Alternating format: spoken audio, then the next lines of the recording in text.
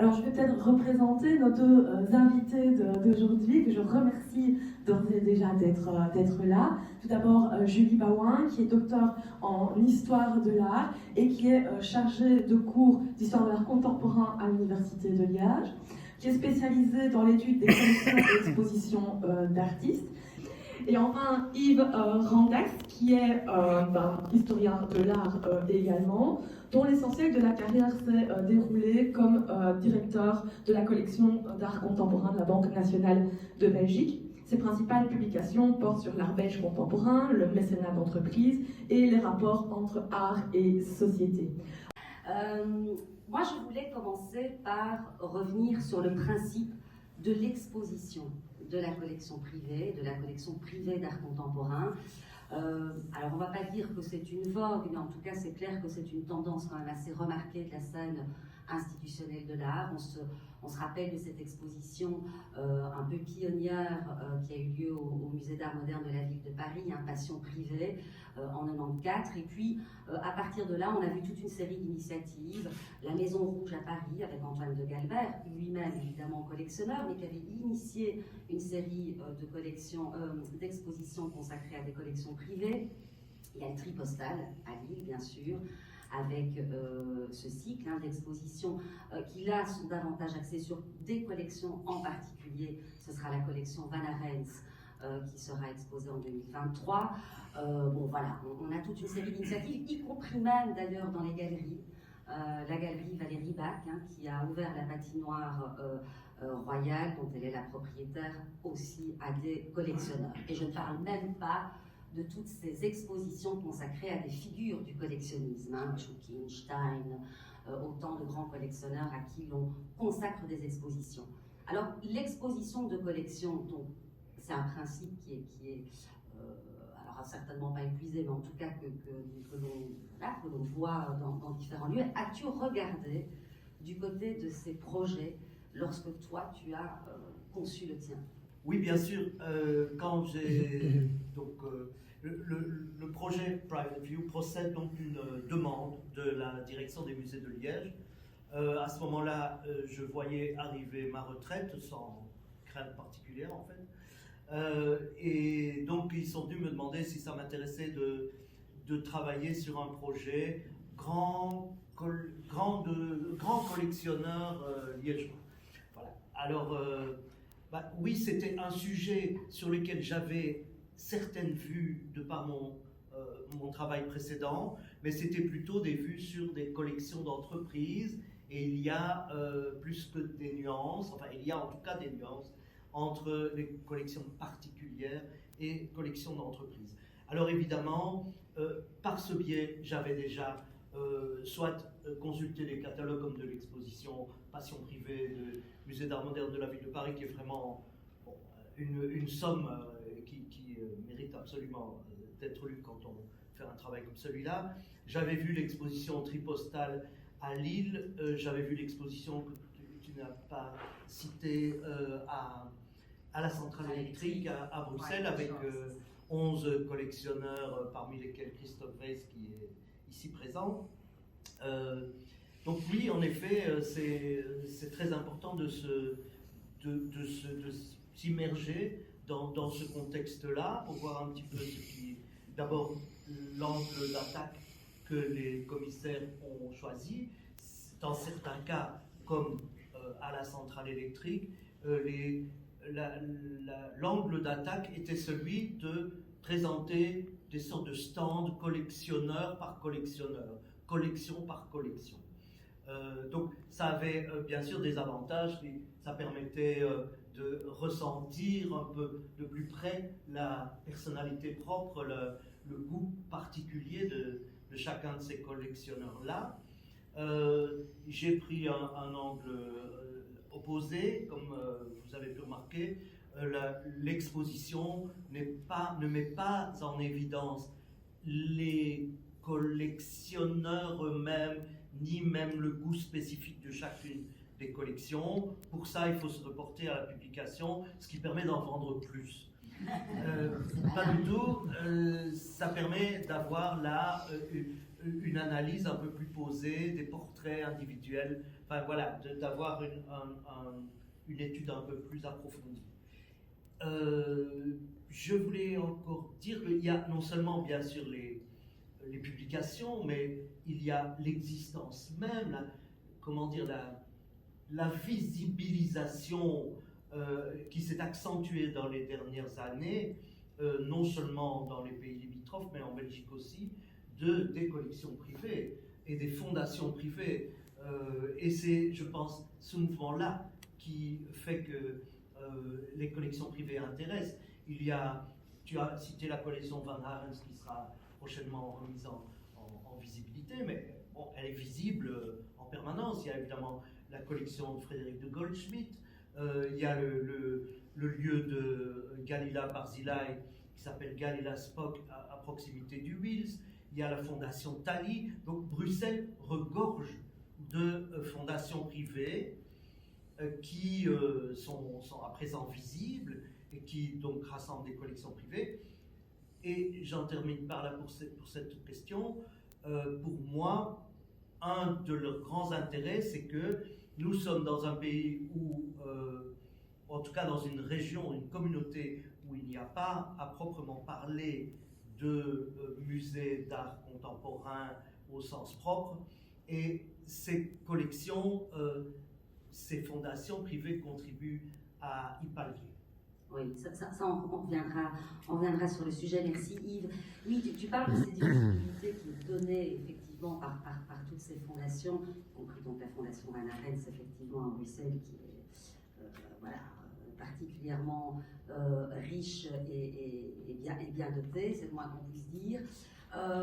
Mais en même temps, j'ai quand même cette impression que c'est l'invisibilité, ou en tout cas l'a priori d'invisibilité de la collection, qui va laisser à penser au public qui va le découvrir dans un musée que voilà, il va voir quelque chose qui n'avait jamais été vu auparavant, que l'invisibilité devient visible, que ce qui est a priori secrètement conservé par le collectionneur, alors même qu'on sait qu'on est dans une mouvance où les collectionneurs ont de plus en plus envie de montrer, et parfois aussi parce que c'est intéressant pour la plus-value de leur œuvre aussi, donc il y a toute une série de facteurs évidemment qui rentrent en ligne de compte. Donc justement par rapport à cette idée d'invisibilité première, je voulais te poser aussi la question toujours par rapport à la préparation de ton projet, ces 21 collections que tu as sélectionnées, les connaissais-tu toutes au départ? J'imagine qu'il y a eu des refus. As-tu des regrets, sans évidemment citer de nom, puisque j'imagine que ceux qui ont refusé, c'était aussi peut-être parce que soit ils ne voulaient pas se séparer de leurs œuvres, soit ils ne voulaient pas que leur nom figure, quoique il y a quand même un certain Monsieur B dans la sélection que tu as opérée. Donc bref, je voulais voir comment tu as opéré ce choix. Est-ce qu'il y a eu aussi quelque chose du bouche à oreille? Tu rencontres un collectionneur, un autre te dit bon, tu ferais bien d'aller voir un tel. Voilà, comment ça s'est passé? Cette rencontre et ce repérage des collections. Oui, c'est pas un processus une méthodologie très scientifique, je l'avoue. En effet, je suis parti avec ma connaissance du milieu liégeois initialement, de cette connaissance que j'avais du milieu alentour, avec bien sûr des collections forcément très connues, comme la collection Charles et Jeanne Van de Nove, tout en sachant qu'elle était partie déjà, et justement dans ce rapport visibilité-invisibilité, c'était particulièrement intéressant de ramener à Liège, au moins pour un moment, des grandes pièces qui n'y étaient plus visibles, puisque une bonne partie se trouve à l'université de Gand, et une autre partie donc ici à la fondation Van de Nove. Donc, quelques collectionneurs très connus comme la collection Van de Nove, la collection Uoda, bien entendu, mais aussi la collection du très regretté Jean-Marie Rickers, qui avait déjà montré sa collection lors d'une exposition qu'il avait organisée lui-même avec sa compagne Katharina Elsmortel. au départ de ces collections connues, là, et de l'une ou l'autre dont j'avais connaissance, qui sont beaucoup moins connues, mais qui, voilà, qui progressivement venaient à mes oreilles, comme la collection de Philippe Crismer, ou la collection de Bruno Mottard, déjà un petit peu plus connue. Donc, je suis allé de proche en proche, en interrogeant des galeristes et des membres du, on va dire, de l'écosystème artistique liégeois. Donc voilà, progressivement, je suis allé, j'ai agrandi un peu le scope, et puis je me suis rendu compte que, voilà, je voulais avoir à la fois une certaine représentativité de réponse à la question qu'est-ce qui est collectionné à Liège aujourd'hui ou dans les 15-20 dernières années. Je souhaitais avoir une réponse à cette question-là, mais en même temps, l'idée d'avoir une réponse statistique, si je puis dire, m'ennuyait.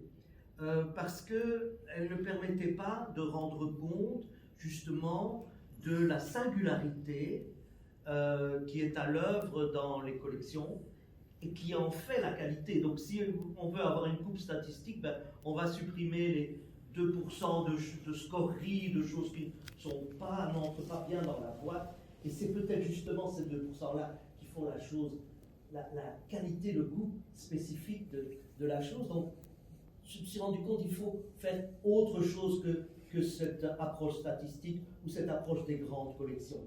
Je me suis rendu compte qu'il y a aussi toute une série de gens beaucoup moins connus et qui ont des moyens financiers nettement plus modestes, qui eux aussi font partie de l'écosystème artistique local et y contribuent de façon déterminante. Alors vous allez me dire, oui, mais contribuer à l'écosystème local, c'est pas collectionner. Et là, on y reviendra peut-être tout à l'heure à cette question de définition du collectionneur dans laquelle j'ai définitivement souhaité ne pas me prendre les pieds et aller à l'essentiel qui est cette contribution de ces gens-là à l'écosystème local par l'acquisition d'œuvres. Donc, je reviens à ça, un certain nombre de collectionneurs importants, et puis alors aller chercher des plus petits, des gens moins visibles, et tordre un peu la statistique. Je me souviens, je me permets de l'évoquer, Christophe, puisque je t'ai téléphoné à cette époque-là, en te listant les collectionneurs que j'avais retenus à ce moment-là. Je me souviens que tu m'as dit, il n'y a pas beaucoup de femmes, et la moyenne d'âge, c'est un peu élevé. Et je me suis dit, il y a vraiment un biais personnel, c'est que finalement, ces collectionneurs-là, à bien des égards, me ressemblaient. Et donc, je me suis méfié de ce biais, et j'ai cherché justement à tordre la statistique en me disant, mais il faut que j'aille chercher plus de collectionneuses et essayer d'avoir plus de jeunes. Même si, dans la littérature, je cite souvent un article d'un trio d'économistes français qui ont fait une vraie étude statistique des collectionneurs français, et on y découvre en effet qu'il y a un ratio de 75% d'hommes pour 25% de femmes, que le profil du collectionneur modal moyen, c'est en effet plus de 50 ans, avec un certain niveau de revenu, etc. Donc j'ai cherché à casser tout ça pour justement ouvrir et redonner de la visibilité aux autres collectionneurs qui peut-être dans les autres études statistiques n'ont pas été repris parce qu'eux-mêmes sont moins visibles. Donc, casser ça permettait de faire sortir des autres choses qui donnaient d'autres visions et qui font qu'on a des œuvres moins attendues, moins connues, mais restituer cette chose que tous ces gens-là font collectivement et qui est beau. Merci. Tu as déjà dit plein de choses par rapport à des questions que j'avais envie de te poser. Et la question des collectionneuses, évidemment, tu t'y attendais. J'allais forcément la poser, mais elle était beaucoup plus loin dans la liste. Mais voilà, tu y fais allusion et je crois que c'est vrai que c'est important de le dire aussi. Alors, évidemment, être attentif, comme on l'est d'ailleurs quand on fait autre chose que de sélectionner des collections, de sélectionner des artistes, de sélectionner des intervenants à un colloque. On fait toujours évidemment attention à une représentation féminine, mais il se fait, et Julie Verlaine, que tu connais comme moi, hein, nous l'avions reçue ici il y a quelques années, qui est vraiment spécialiste de la question, qui a rédigé un ouvrage sur les femmes collectionneuses, le montre bien. D'ailleurs, son histoire des femmes collectionneuses montre qu'il y en a beaucoup, enfin un certain nombre, mais évidemment qui ne peut pas du tout égaliser le nombre d'hommes dans l'histoire, mais que même pour la période très contemporaine, elles sont vraiment minoritaires. Donc effectivement, il n'y a que 2 femmes dans ta sélection. Alors évidemment, il y a des couples, et ça, collectionner en couple, on sait que ça existe, et c'est quand même toujours très souvent l'homme qui va être plus visible dans le couple que la femme. Enfin, il y a toujours évidemment des exceptions, mais c'est ce qu'elle avait quand même à montrer aussi dans un de ses articles sur la question. Donc, tu ne pouvais pas non plus tordre la réalité à ce moment-là. Et donc, effectivement, il n'y aurait pas eu du tout de femmes, et en l'occurrence, moi j'ai découvert quand même la collection de Caroline Jacob, hein, qui est une collection très riche, et quand j'ai refait le parcours de l'exposition, j'avais envie de voir aussi ce qu'elle avait. Ah, donc ça c'est Caroline Jacob, c'est bon. Voilà, et donc on peut aussi, pour revenir aussi au parcours que tu as choisi, là, je quitte un instant la question des femmes collectionneuses, mais on pourra y revenir avec le public. En effet, tu as choisi de mettre, et Bernard Marcelis, critique d'art bien connu en Belgique, me disait lors du vernissage, moi, ce que j'apprécie, c'est que c'est une exposition qui laisse la part aux œuvres. Je pense que tout un chacun s'attendait, même si tu m'en avais un peu parlé, donc je pensais bien qu'il allait choisir un autre chemin que celui de montrer collection par collection. Mais donc, effectivement, c'est un peu un jeu de piste, parce que cette exposition, je pense qu'on peut la voir à plusieurs reprises et voir des choses différentes. Là, je me suis amusée à essayer de repérer Caroline Jacob, et puis j'ai surtout regardé les œuvres. Et donc, je n'ai pas pu encore me dire, tiens, ça c'était le collectionneur. Mais j'ai le très beau catalogue ici, que j'ai évidemment consulté, mais pas acheté, on l'a quand même offert. Et donc, j'ai effectivement, là, je me suis dit, ah oui, d'accord, mais j'essaie de ne pas trop le faire, me disant, de toute façon, je suis persuadée que je vais y revenir, ne fût-ce qu'avec des amis, des gens qui vont avoir envie, qui vont me dire, allez, on y va ensemble, etc. Donc, je crois que c'est une exposition qui peut se voir vraiment à plusieurs reprises, et on va voir d'autres choses. Et justement, par rapport à l'expo, on y reste encore parce qu'il y a quand même beaucoup de choses à dire. Il y a des choses qui m'ont frappé, sur lesquelles je voudrais bien peut-être que tu reviennes.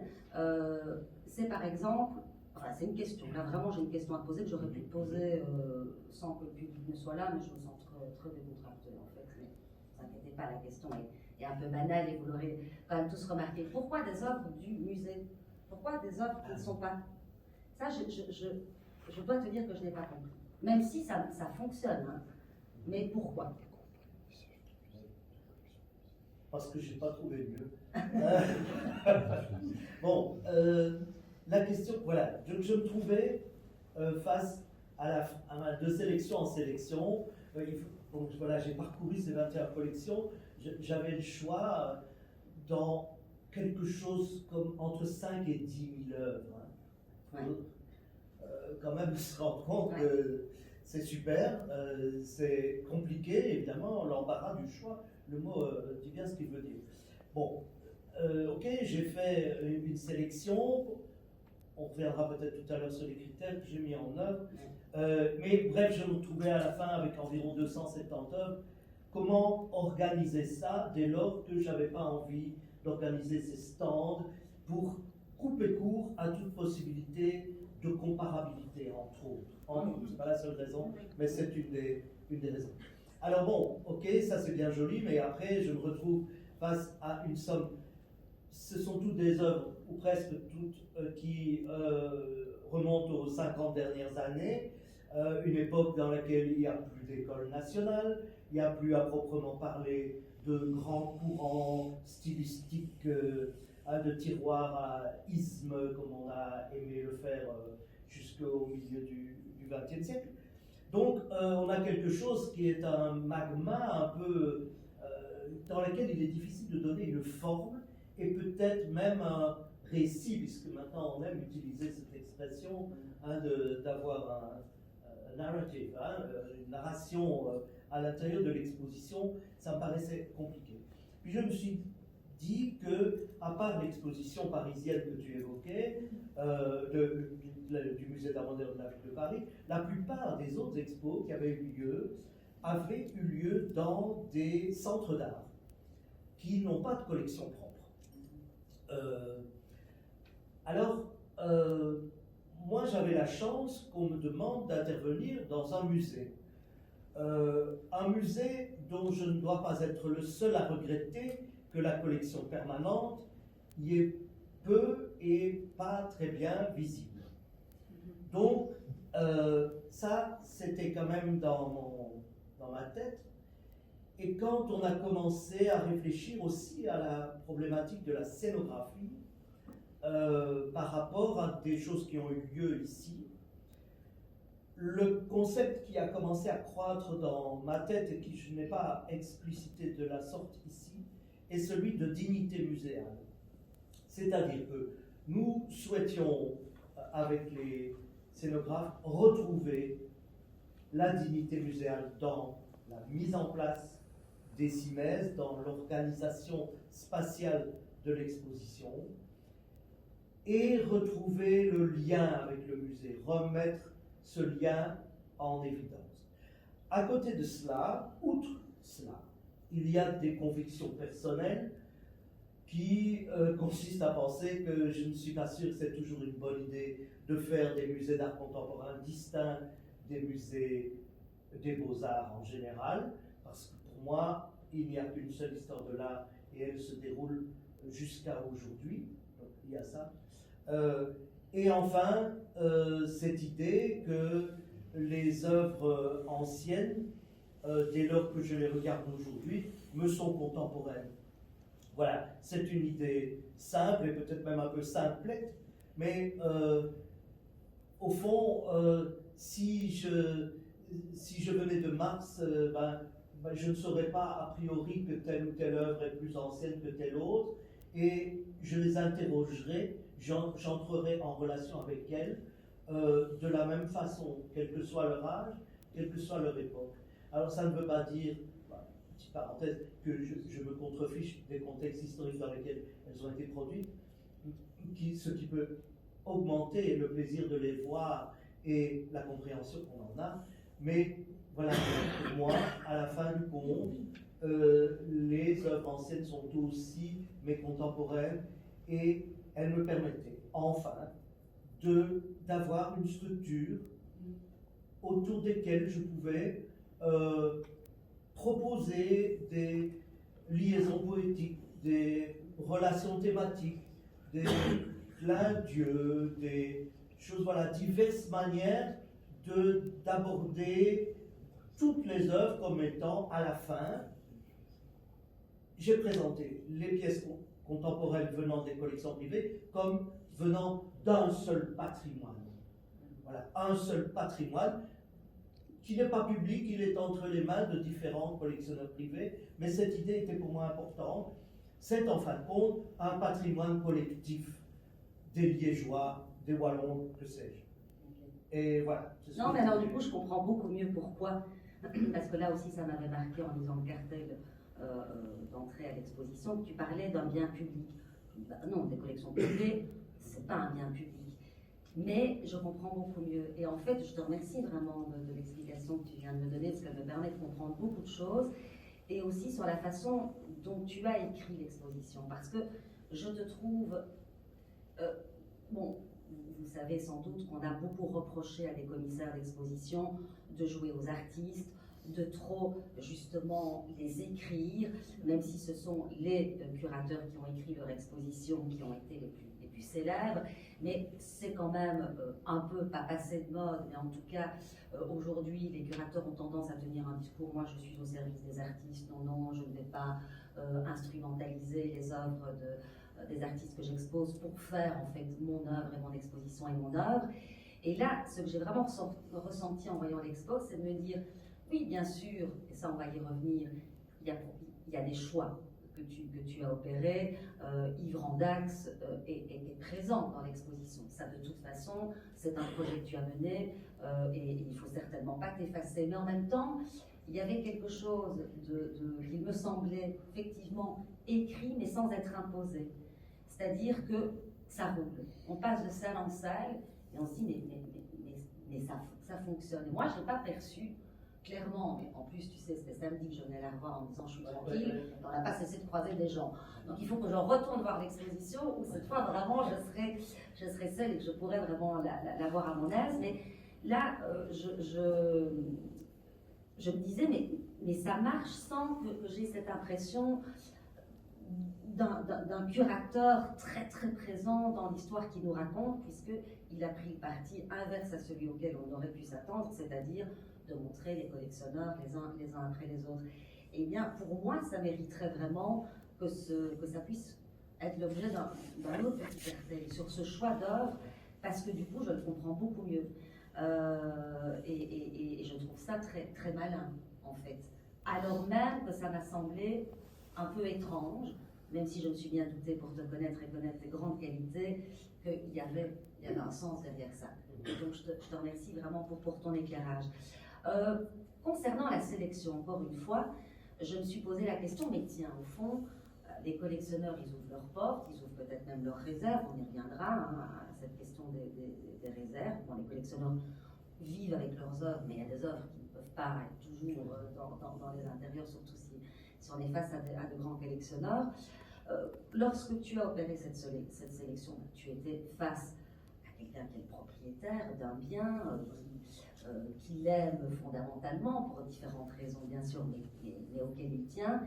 Est-ce que le collectionneur a eu voix au chapitre dans la sélection?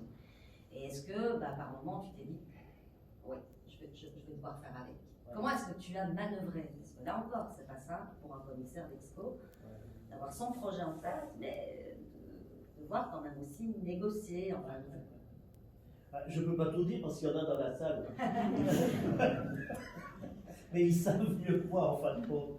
Bon, effectivement, c'est une histoire, c'est des histoires de relations humaines, donc c'est des belles histoires. C'est vraiment intéressant, mais c'est vraiment 21 personnes, voilà, qu'il faut rencontrer, parfois même un peu plus, puisqu'il y a par exemple, la collection Val-de-Lauve, il y a une partie qui est à Gand, une partie qui est à Liège, il y a des collectionneurs qui ont disparu, il faut négocier avec éventuellement plusieurs personnes. Donc, oui, c'est des relations humaines, et donc, il y a sa part de diplomatie, sa part d'abord de se sentir, c'est des gens que je ne connaissais pas nécessairement, un petit peu voir où ils vont. Il y a aussi l'idée, il y a parfois une méfiance, qu'est-ce que je fais avec ça? Est-ce que j'ai vraiment envie de montrer ça au public? Enfin bref, il faut se sentir et commencer à négocier. Alors oui, parfois, ça a été un peu compliqué. Je peux dire des choses il ne faut pas imaginer de grands secrets, mais par exemple, en ce qui concerne la collection Uoda, bon, elle est énorme, enfin, elle compte 1 millier de pièces probablement, et avec des choses diverses, très diverses, mais des qualités souvent muséales quand même, donc c'était quand même un peu difficile de résister. Mais donc là, initialement, le message que j'avais reçu de Stéphane Uoda, c'était qu'ils aimeraient bien que je me limite à la collection d'art africain contemporain. Alors, ça m'intéressait parce que c'était la seule collection où il y a vraiment un noyau important qui est significatif par rapport au marché, pas trop parler en ces termes-là, mais on peut le dire quand même, par rapport au marché contemporain, ça a un certain poids, donc ça illustrait un aspect que je ne pouvais pas illustrer avec d'autres collections. Donc ça m'intéressait un peu, mais d'un autre côté, je pouvais regretter beaucoup d'autres choses que je voyais dans les bureaux, que je voyais chez Stéphane, voilà. Donc c'était quand même embêtant. Et donc, progressivement, j'ai dit, mais bon, en même temps, dans l'interview, tu me dis que vous accompagnez des artistes sur le long terme, bah, je trouve que ce serait bien de l'illustrer dans l'expo. Donc je grignote un petit peu, voilà, un peu plus loin. Puis je dis, bah, maintenant il y a l'opération Buren, quand même. Et autour de cette opération Buren, à la gare, ils ont aussi renforcé un pôle créé à l'intérieur de la collection, un pôle BMPT avec un très grand Buren, magnifique, un Parmentier, enfin ils avaient aussi un Toronima. Bon, donc je dis, c'est quand même chouette qu'on puisse un peu faire écho à cela. Voilà, par exemple, là, j'ai progressé un peu comme ça, aussi en gagnant un peu, je crois, de crédibilité au fur et à mesure que je travaillais, puisque ces relations ont duré 2 ans et demi, quoi. Grosso modo, c'est quand même long. On s'est vu beaucoup. Alors, à un moment donné, je me suis dit, je vais proposer aux collectionneurs d'avoir... je sentais bien qu'il y avait des demandes, de dire, j'aimerais bien qu'on monte cette pièce-là.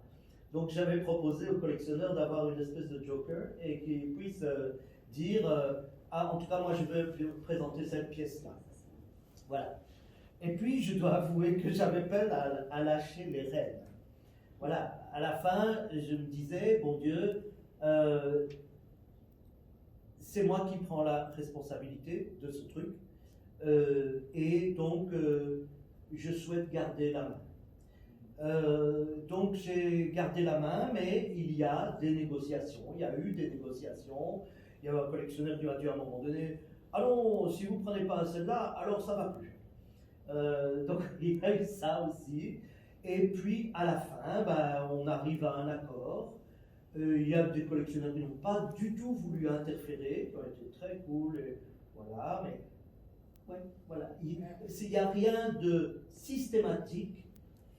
Finalement, cette idée du joker, je ne l'ai pas appliquée en tant que telle, mais il y a des gens qui m'ont dit j'aimerais vraiment bien que celle-là soit montrée, et ok, voilà.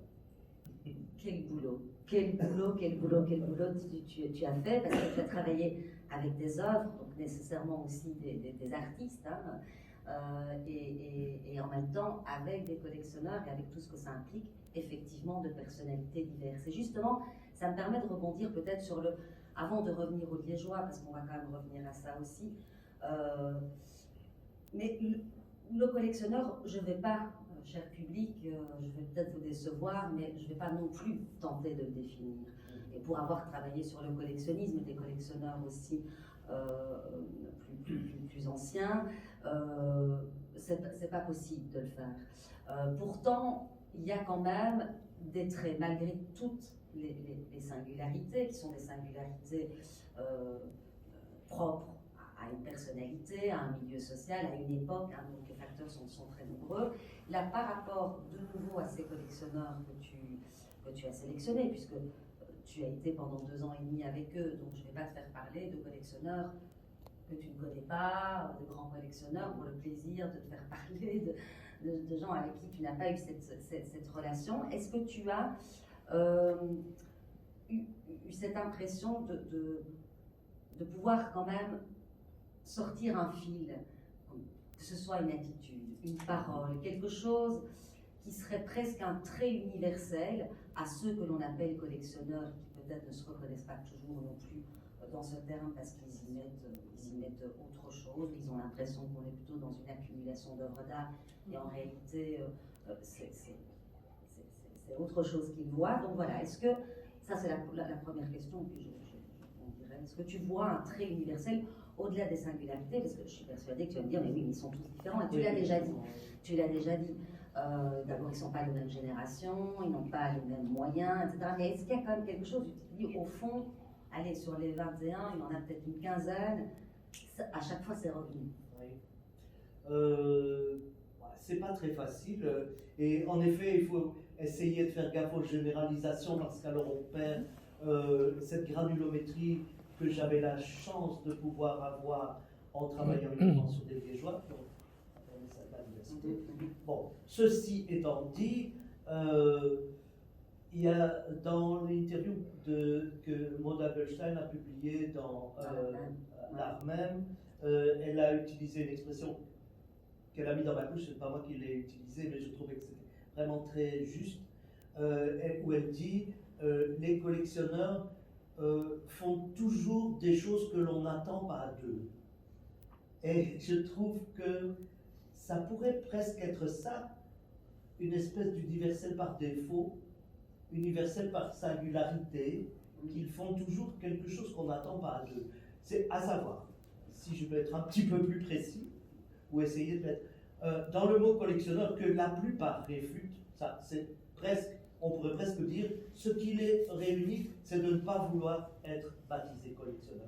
Presque tous disent, bon non, je ne suis pas un collectionneur, mais y compris des gens qui ont des centaines et des centaines d'œuvres dans leur, ce qui n'est pas leur collection. Donc, ils ne veulent pas cette étiquette-là parce que le mot collection réfère à cette idée d'accumulation et que, bien sûr, il y a une certaine accumulation, qui peut être même modeste, parfois c'est 10 œuvres, 20, ok?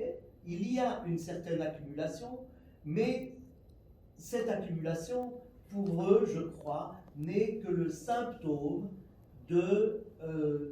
d'une volonté de contribuer à la définition de l'art contemporain et contribuer à écrire l'histoire de l'art contemporain en train de se faire. Pour moi, c'est là qui est le fil rouge, le lien entre toutes ces personnes-là, d'où l'importance de la relation à l'artiste, qui est une chose qui est très souvent redite par la plupart d'entre eux, d'où le fait que une autre chose qui est importante, c'est vraiment d'être là, d'aider les artistes, d'apporter toutes sortes de soutien à la scène artistique et aux acteurs de cette scène artistique, qu'ils soient des artistes des petits centres d'art dont Liège regorge, peut-être d'une certaine façon par défaut, mais c'est l'écosystème artistique local a ses spécificités.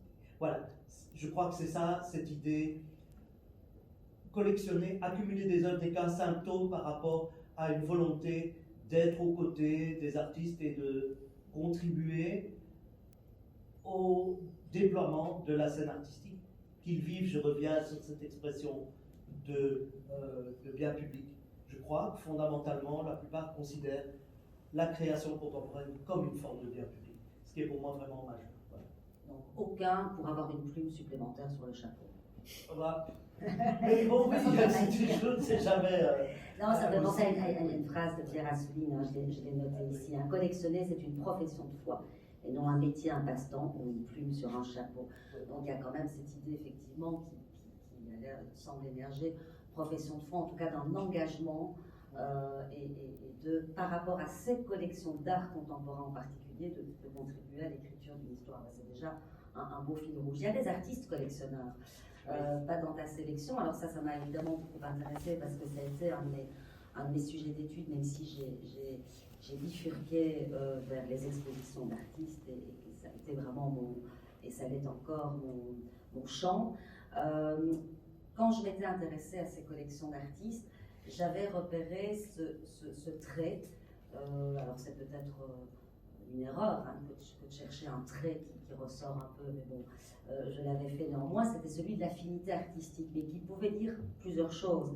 L'affinité artistique, qui pouvait être l'affinité de l'artiste à l'artiste, ne fût-ce que par une pratique qui est quand même très très courante entre artistes, qui est celle du troc, je te donne, tu me donnes. Donc, d'avoir au sein des collections d'artistes, eh bien, toute une série d'œuvres qui sont en réalité assez éloignées du travail de l'artiste, mais qui sont des œuvres d'artistes que connaît bien l'artiste et qui sont même la plupart du temps des proches.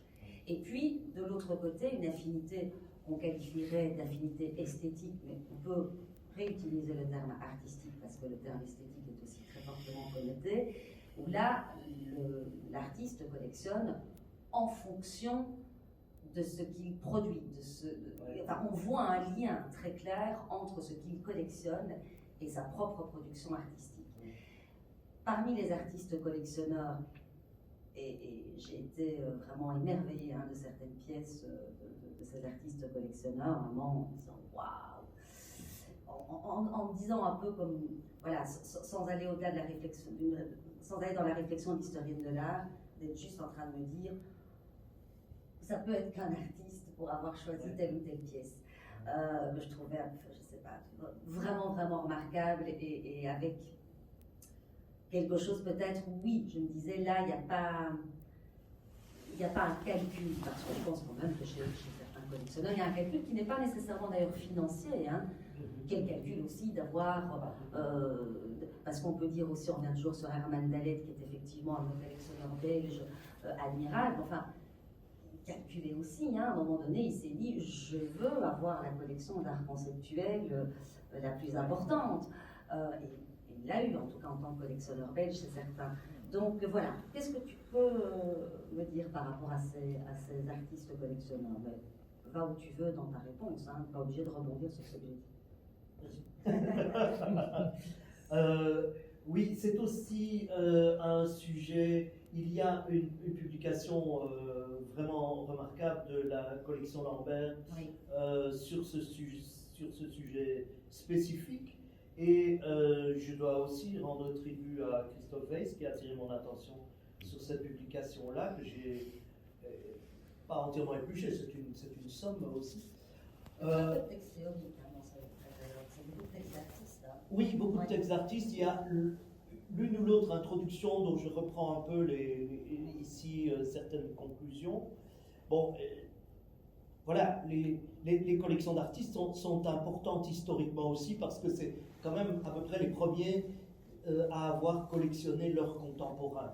Hein, à l'époque où les grands collectionneurs s'intéressaient surtout aux antiques, par exemple, hein, à la Renaissance, bien les artistes, eux, ont commencé à s'intéresser à ce que faisaient leurs pères.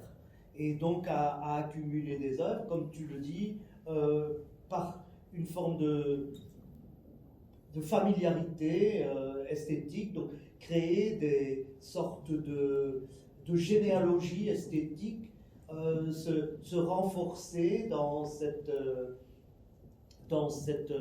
la tribu de son esthétique personnelle et éventuellement se jauger par rapport à ça. Je ne voudrais pas en rajouter trop parce qu'il y a ici Michel Leonardi qui est un des artistes collectionneurs que je cite abondamment et où vraiment lui il parle Michel, tu as parlé beaucoup d'un ancrage, se situer et s'ancrer dans donc à la fois un lieu et dans une histoire de l'art, une histoire de l'art. Donc ce sont des artistes sont le plus souvent, mais pas tous, d'un certain environnement relationnel et stylistique, mais pas nécessairement stylistique, ça peut être aussi que dans ce milieu dans lequel il baigne, il dessine des perspectives et voilà, me dit, par exemple, j'acquiers des photographies des photographes liégeois qui ont suivi Hubert Grooteglaes. Okay? Donc c'est créer des sortes de perspectives, pas nécessairement dans laquelle lui-même se situe, il n'est pas photographe, mais ça permet, voilà, il crée lui-même des angles de vue, des visions à l'intérieur du monde artistique dans lequel il se veut. Donc ça, je trouve important, c'est pas seulement la familiarité, pas seulement les généalogies esthétiques, mais aussi bien voilà, des recherches de comprendre et s'ancrer dans une histoire et un lieu. Donc, ça fait partie de cela. Et pour le reste, tu as dit l'essentiel, je pense. Il y a voilà, ces attitudes, selon les siècles, les attitudes des artistes à leur collection ont varié, mais ça revient souvent à ce que tu évoques. Artiste collectionneur, artiste et collectionneur. Tu l'as un peu évoqué tout à l'heure en disant, bon bah là, c'est quelque chose qui m'a marqué, c'est le rapport que tous ces collectionneurs que j'ai rencontrés ont avec les artistes qu'ils collectionnent, avec certains qui, effectivement, comme Stéphanie Oda, en suit quelques-uns de manière très durable, participent vraiment aussi à la reconnaissance de leur œuvre en dehors même de leur collection, hein, donc en achetant et en les suivant particulièrement et en achetant beaucoup d'œuvres, en participant aussi à la production de leurs œuvres, bon, ils ont vraiment à ce moment-là le rôle de mécène. En même temps, Stéphanie Oda, que j'interrogeais là-dessus il n'y a pas très longtemps d'ici à la Victoriana, me disait à la question que je lui posais, est-ce que tu rencontres toujours les artistes que tu collectionnes? Bien sûr que non. Alors c'est vrai qu'on peut imaginer que ce soit difficile parce qu'ils achètent aussi beaucoup en galerie. Donc acheter en galerie ne signifie pas nécessairement rencontrer l'artiste, bien entendu. Et puis les artistes ne vont pas nécessairement après ceux qui ont acquis une œuvre d'eux. Par contre, là, tu as dit, elle est fondamentale, cette relation. Tu l'as constatée chez pratiquement tous. Est-ce que tu peux aller plus loin là-dedans? Pourquoi est-ce qu'elle est fondamentale? Est-ce que il y en a certains pour qui c'est une fin en soi de rencontrer l'artiste et de nouer un lien, ou d'autres, au contraire, qui pourraient dire, bon, à un moment donné, je ne peux pas trop non plus, parce que ça peut brouiller mon jugement, me mettre dans un piège aussi. Si tu n'as plus envie d'acheter des œuvres de cet artiste alors que tu l'as fait pendant très longtemps, comment le justifier? Bon, ça peut être compliqué aussi. Oui, oui, quand même, oui, il y a une majorité d'entre ces collectionneurs qui accordent une importance majeure à la relation personnelle, à la rencontre et à la relation personnelle avec l'artiste. C'est probablement aussi une question très spécifique à l'art contemporain. Bon, évidemment, un collectionneur du 18e aurait quelques difficultés à rencontrer des artistes qu'il collectionne, mais je veux dire aussi l'art contemporain invite ou incite à cela. Et je lisais dans le dernier bouquin de Catherine Millet, où elle évoque cette question, le souhait de beaucoup de collectionneurs de rencontrer les artistes dont ils ont des œuvres. Elle rappelait que, je ne sais plus le nom de l'artiste, mais il y avait un artiste qui vendait une œuvre qui consistait en une conversation entre son acheteur et lui, conversation qui ne pouvait pas être enregistrée en aucune façon. Donc voilà, c'était ça, l'œuvre. Donc l'œuvre, c'est la rencontre. Alors évidemment, ça ne va pas souvent aussi loin, mais j'ai quand même, monsieur Bernard Herbeck m'a dit, oui, j'ai revendu telle pièce, hein, parce que les reventes, c'est pas très courant, j'ai revendu telle pièce, pour moi c'était quand même une pièce de Richard Serra, donc pièce importante, parce que, en fin de compte, pour moi c'était juste une œuvre d'art et rien de plus. Donc ça veut dire que ce qui est intéressant, c'est le plus, c'est cette fraction qui est la relation personnelle.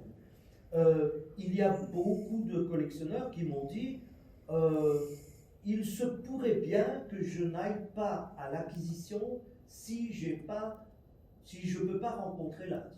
Donc tout de même, ce lien-là est vraiment très important. Très important. Alors, bien sûr, il y a ces collectionneurs de référence que tu évoquais. Uoda est le collectionneur de référence pour Xavier Marie, par exemple, c'est assez caractéristique. Ou Jean-Marie Riquet, c'était le collectionneur de référence de Jean-Pierre Ransonnet. Et donc, ce positionnement de collectionneur de référence, qui est aussi l'interlocuteur au marché, l'interlocuteur à l'institution, le plus souvent, fait que ces liens se renforcent. Voilà. Et c'est vraiment, oui, c'est un sujet très important, je crois. Voilà. C'est comme si ça complémentait l'œuvre. Je n'ai pas le souvenir de collectionneur qui m'ait dit Non, je préfère pas avoir de relation parce qu'après tout, oui, l'œuvre n'est pas nécessairement l'homme, enfin, il y a quand même une différence. Mais il y en a, bien sûr, hein, je comprends que Stéphane, plus les collections ressemblent à des collections globalisées, moins la relation personnelle est possible. Mais il n'empêche effectivement ceux dont il a beaucoup de pièces, ce sont à chaque fois des artistes qu'il connaît très bien et dont il parle aussi, pas seulement en termes de production artistique, mais en termes de personnalité aussi. Il disait à propos de Xavier Marie, mais je sais pas, ce type, son dynamisme, la manière dont il est, si on connaît Xavier Marie, effectivement, on sait combien il est dynamique, et donc voilà, ça peut jouer aussi. Ça me permet peut-être d'arriver sur le, même si on ne va pas non plus passer des heures sur la question des collectionneurs liégeois, et tu as déjà dit beaucoup de choses, et je ne sais plus où je l'ai lu, est-ce dans un article de presse, ou est-ce que tu me l'as dit, ou je l'ai lu dans le catalogue, je ne sais plus, mais d'une certaine manière, oui, ça pouvait t'angoisser au départ, pour faire une exposition à partir de collections d'anti-alliage. Comment est-ce que je vais faire avec ça? Et je comprends bien l'angoisse que tu as pu avoir. Et puis, et tu l'écris très bien dans le catalogue, et je souligne encore, et là vraiment très sérieusement, la qualité du catalogue, au niveau des textes, au niveau des photographies de Jean-Michel Sarlet, les intérieurs des collections qui sont magnifiques, et puis des reproductions d'œuvres aussi, donc vraiment un bel objet et intellectuellement poussé. Donc là, dans le catalogue, tu abordes la question de la particularité de ces collections, parce qu'il y en a une, et celle que tu mets en évidence tout en disant, évidemment, ils sont ouverts vers l'extérieur, tu apportes toutes les nuances qu'il faut, tu dis, finalement, c'est quand même de soutenir les artistes du tissu local. Ça, c'est quelque chose que tu as repéré chez beaucoup d'entre eux, peut-être pas chez tous, mais en tout cas, voilà, c'est un élément qui ressort. Tu l'expliques par le fait que, voilà, il y a cette envie, peut-être que je vais te laisser redonner tes explications devant le public. Moi, je me disais, j'avais quand même envie de faire quelques observations par rapport à ça, qu'on pouvait peut-être le mettre en relation avec à la fois le contexte proprement liégeois et un contexte plus général. Contexte plus général, je dirais, et ça tu vas me dire si tu penses que j'ai raison ou pas, parce qu'en fait c'est une idée comme ça, est-ce que ça ne serait pas non plus lié à une génération, puisqu'on a vu quand même, et ce à l'échelle internationale, et particulièrement européenne et nord-américaine, ces 30 dernières années, vraiment une montée en puissance d'un collectionnisme militant, passant, alors pas nécessairement par le soutien absolu aux artistes locaux, mais aux artistes dits émergents, c'est-à-dire aussi aux artistes qui ne sont pas soutenus par le marché international. Alors, évidemment, ce sont généralement des collections dites moyennes, pour ne pas dire modestes. En tout cas, ce n'est pas les grandes collections et encore moins les méga collections. Donc ça, c'était un élément peut-être plus général. Et puis l'autre, évidemment, tu le dis d'une certaine manière, Liège est, par rapport est une ville en Wallonie, vous le savez tous, qui par rapport à ce qui se fait en Flandre ou encore à Bruxelles, enfin pas ce qui se fait, qui est une région plus pauvre. Donc ça c'est pas un secret. Et collectionner, oui, bien sûr, on peut collectionner avec des moyens modestes, mais on ne peut pas arriver effectivement à des collections qui seraient représentées pour moitié ou pour totalité par des artistes internationaux, ça c'est certain. Donc, et les artistes aussi du tissu local, à partir du moment où il y a l'idée d'un soutien, ils ont besoin d'être soutenus. Ces œuvres coûtent évidemment aussi moins cher que si on les achète à des galeries qui représentent des artistes dits internationaux, mais des artistes liégeois sont internationaux aussi, bien sûr. Ça, et puis bien sûr le contexte aussi institutionnel. Tu l'as dit, Liège est une ville qui maintenant est sans musée d'art contemporain. Il y a il y a eu un MAMAC, même le MAMAC n'était pas assez soutenu par les pouvoirs publics et politiques, on le sait, et il n'y a pas énormément de galeries. On en a une vraiment de référence, on le sait.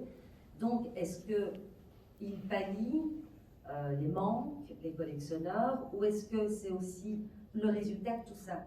C'est-à-dire aussi parce que, bon, des moyens, même si parmi les collectionneurs vivants, il y en a qui ont vraiment de grands moyens, ça c'est certain, mais d'autres, et c'est quand même une majorité, vont peut-être aller vers les galeries. Enfin, voilà, tu comprends un peu ce que je veux dire. Je vais te séparer. Oui, c'est compliqué, c'est compliqué.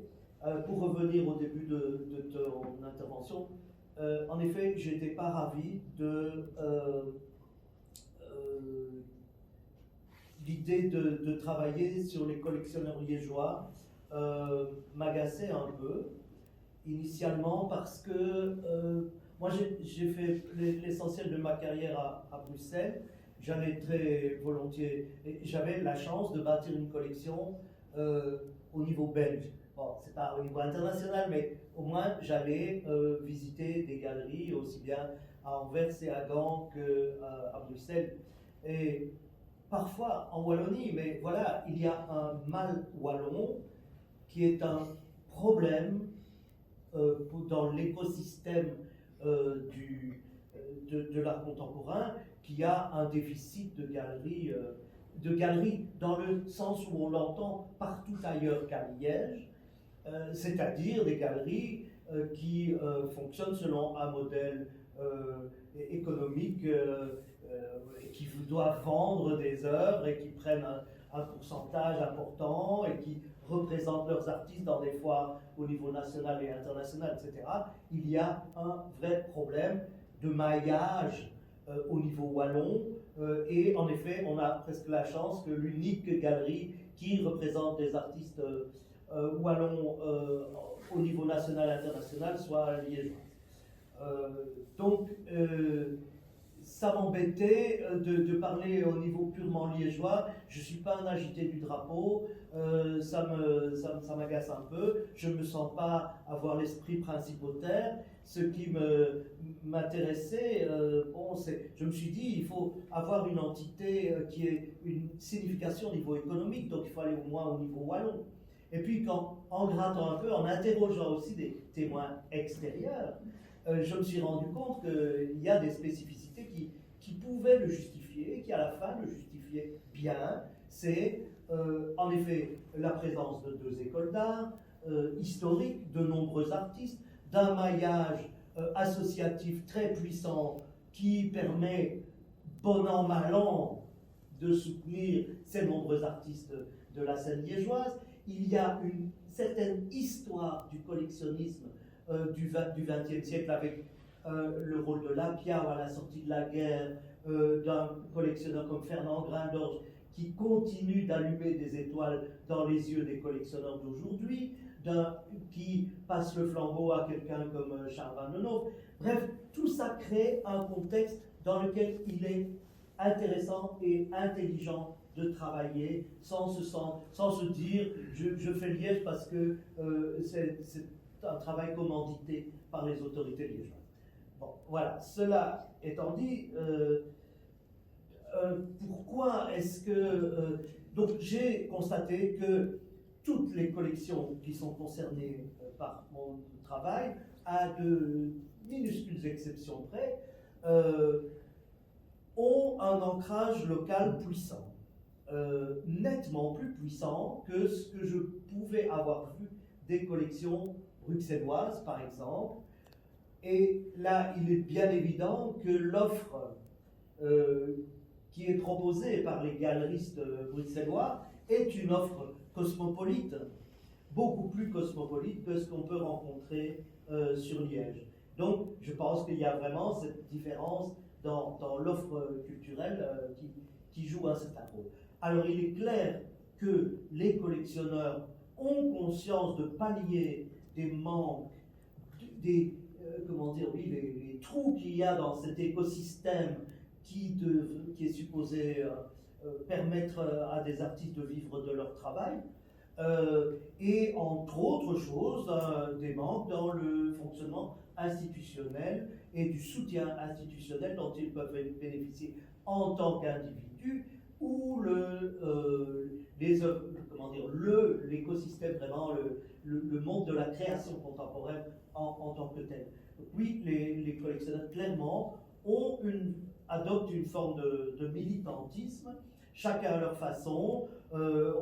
Par exemple, je sais pas, Clismer ensemble achètent des fonds d'archives historiques sur Auguste Donnet ou des choses comme ça. On sait aussi la forme de militantisme d'un Guy Vandeloise par rapport à l'art local et l'organisation de comment éviter que les fonds d'atelier en déshérence soient perdus.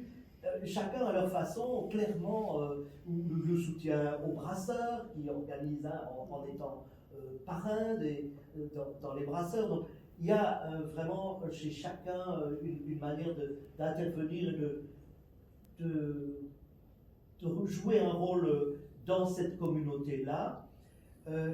Toute petite parenthèse, une chose dont j'ai le regret, mais je trouve que ça serait une étude super intéressante, c'est d'aller voir du côté de la communauté germanophone. Alors, j'ai travaillé un peu avec Francis Feidler, donc le fondateur et l'animateur de l'ICOP, International Kunstzentrum Ostbelgien, qui est donc le centre d'art contemporain de Eupen. Je suis avec lui allé voir quelques collectionneurs. Finalement, je n'ai pas maintenu le cap, je le regrette un peu, mais je crois que c'est vraiment intéressant parce qu'à cette échelle-là, on peut voir à quel point les collectionneurs ont un vrai rôle militant, conscient, de participer à quelque chose qui soude la communauté autour de la création d'art. Et on a rencontré avec lui des collectionneurs qui sont aussi des gens qui ont financé très largement la fondation de l'ICOM à Eupen. Donc à cette échelle, je crois qu'on peut voir des choses vraiment, des mécanismes à l'œuvre qui sont pleins d'intérêt et qui montrent cette forme d'engagement que tu décris et qui, je peux imaginer qu'elle existe, comme tu disais, c'est un phénomène macroscopique aussi au niveau du marché de l'art global qui est d'aller soutenir les gens qui ne sont pas nécessairement portés par le marché avec un M majuscule. Oui, c'est probablement une partie de l'explication et oui, je sens bien qu'ils ne sont pas complexés par l'idée qu'il y a un fort ancrage local dans leur collection, quel que soit le niveau de la collection. Oui, et d'autant plus que tu as raison de rappeler d'abord qu'il y a un vivier à Liège, hein, et ça ne date pas d'aujourd'hui, hein, et c'est une formule que d'aucuns utilisent, hein, de dire toujours, y compris des gens qui sont vraiment très éloignés de Liège ou qui ont même une dent contre Liège, ils vont quand même toujours reconnaître, mais vous avez quand même des artistes à Liège. Donc ça, je crois que c'était bien de le rappeler. Donc, tu disais que tu as été surpris d'abord par le choix d'Yves Brandax à présenter. A proposé de faire l'exposition sur base d'un mélange des œuvres. Et à titre personnel, j'étais surpris parce que ça me semblait impossible de raconter l'histoire de la collection privée en mélangeant. Tu n'y croyais pas? Je n'y croyais pas, vraiment. Et quand je suis venu au vernissage, j'ai assez rapidement ressenti les fils qui se tissaient au sein des dispositifs entre les pièces d'une même collection. Alors, je ne dis pas que j'ai reconnu les 21 collectionneurs, mais très vite, certains d'entre eux, leur identité remarquable, elle se posait, ça rebondissait et en approchant une œuvre, je me disais, tiens, c'est plutôt celui-là, c'est plutôt celui-ci. Et très très beau. Et ça m'a bluffé. Et il y a des pièces incroyables. Lesquelles par exemple? Tu as eu des...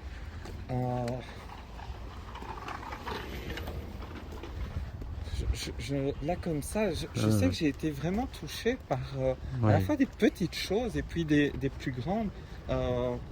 Il y a un très très Werner Cuvelier. Il y a un magnifique petit Werner Cuvelier.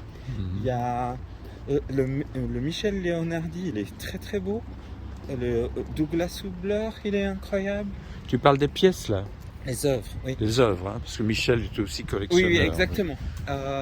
Et je l'avais moins vu la première fois que j'ai fait la visite, sa collection. En fait, c'est une expo qui, comme on l'a dit dans la conférence, elle nécessite peut-être plusieurs visites.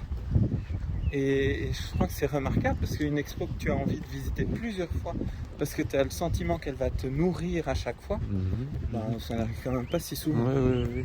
Alors tu me disais que tu as vu des liens chez des collectionneurs en particulier, au niveau de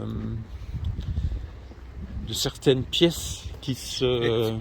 Tu as une fascination chez certains pour des choses qui sont très immédiates, très fortes, avec un impact très punchy comme ça. Ouais. Tu as à l'inverse chez d'autres une délicatesse infinie. Tu as un goût pour la couleur. Tu as un goût pour les choses qui sont un peu rough comme ça, un peu moins finies chez d'autres. Tu as une dimension presque littéraire chez les uns. Enfin, toutes ces choses-là, elles commencent à émerger. Enfin, pour moi, fondamentalement, la collection privée, c'est un autoportrait. Donc, c'est logique qu'à un moment, même si ces gens-là, je les connais pas. Enfin, il y en a quelques-uns que je connais comme être humain, mais j'avais le sentiment de les rencontrer, quoi. D'accord.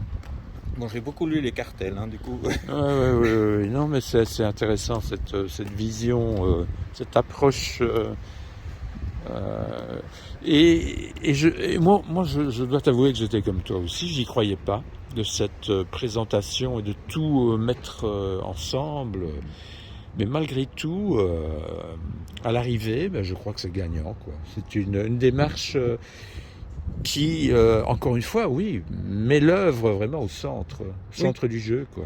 Oui, alors ça c'est une vérité absolue et c'est pas. Enfin moi j'avais peur quand j'ai participé à l'expo à la centrale électrique au tout début quand Karine Foll nous avait expliqué qu'on serait chacun séparés. Moi j'avais peur que tout le monde commence à faire du culturisme en mettant les œuvres les plus célèbres de sa collection, les artistes les plus célèbres de sa collection. Ici il y a aussi ce mélange absolu. Et c'est d'où l'importance des œuvres elles-mêmes. Donc c'est pas la notoriété de l'artiste qui prime. Il y a des artistes extraordinairement célèbres dans l'expo ici, mais c'est pas ça qui prime. C'est vraiment l'œuvre elle-même et la relation qui s'établit entre la personne qui en a fait l'acquisition, la personne qui a fait la sélection finale, donc Yves, et au final le regardeur. Oui. Et ça met au même niveau aussi les artistes connus que les artistes moins connus. Exactement. Et ce qui, pour la forme, remet la qualité des œuvres des artistes liégeois en premier plan, quoi. Oui, tout à l'heure quand j'étais dans le musée, il y avait des personnes anglophones, des personnes germanophones. Et je me disais, ça fait plaisir parce qu'ils viennent... Alors, moi, je connais pas bien la Boveri, mais ils viennent dans ce musée probablement attirés par certains noms. Et puis, ils découvrent d'autres pratiques et qu'ils peuvent... Et ça, c'est la particularité aussi des collectionneurs privés. Ils peuvent mettre, en termes d'affect, la même valeur à un Buren et un artiste plutôt de la région et qui a un travail qui, pour eux, est somptueux et ils seront peut-être les seuls ambassadeurs de ce travail, mais tant qu'on y croit nous en tant que collectionneurs, c'est parfait. Tant qu'on est là pour soutenir les artistes, les encourager par toutes les formes possibles et imaginables, rien que le fait d'être là parfois. Absolument, oui, pour les artistes c'est important aussi d'exister autrement que chez les collectionneurs privés, quoi. Et de montrer qu'ils peuvent tenir la route. Et être sur des murs, parce qu'en effet, moi je me souvenais vaguement de quelques accrochages ici, mais ici la scéno elle est très pure comme ça, mais il y a des pièces d'artistes qui sont pas extraordinairement célèbres, ou en tout cas à l'extérieur de Liège qui ne le sont pas, et qui sont en majesté, et ça doit être un beau moment aussi dans leur vie, et absolument, d'être aussi remarquablement montré. Mais il faudrait que les institutions prennent leur lait maintenant et commencent à s'intéresser un peu à la chose, quoi. Et il n'y a pas non plus que les foires internationales. Ici, justement, cette qualité de présentation amène les gens à se repositionner par rapport à un marché, par rapport à des visions préfabriquées qu'on a sur des artistes, sur des noms. Ben oui. Ici, on a d'autres critères, quoi. Tout à fait. L'artiste sur lequel moi j'ai eu le plus gros choc, bah, je pense que je ne l'aurais pas croisé dans une foire internationale. Il n'existe pas. Non. Sur une foire Non, internationale, il n'a non. pas de marché. Non. C'est Et, René de Banterlé. Voilà. On peut en Et je me parler, suis oui. même posé la question de savoir est-ce qu'il a une galerie, parce que j'ai vu, parce que du coup j'ai fait des recherches en rentrant chez moi et j'ai vu qu'il y avait beaucoup de choses liées à une fondation, quelque chose comme ça. J'étais vraiment avec un intitulé lié à son nom. Ah oui. Et du coup, je me suis dit, bah, tiens, est-ce que je contacterai ces gens? Alors pour l'instant, je suis un peu débordé, donc je ne l'ai pas fait, mais voilà, c'est une expo qui est dynamisante. Ça donne envie de se pencher sur des choses qu'on ne connaît pas. C'est loin d'être un catalogue, simplement une sorte de Taschen version Absolument. collectionneur en vue. Oui, non, mais ça parle d'art. Ça Oui. parle d'art. Oui. C'était le but du jeu finalement. Hein. Eh ben, c'est un but, C'est un but atteint. bien atteint.